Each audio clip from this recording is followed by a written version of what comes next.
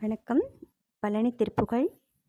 அவனிதினிலே பிறந்து அவனிதினிலே பிறந்து மதலையினவே தவழ்ந்து அழகு பரவே நடந்து இளைஞனாய் அருளை மலையே மிகுந்து குதலை மலையே புகன்று அதிவிதமாய் வந்த பதினாராய்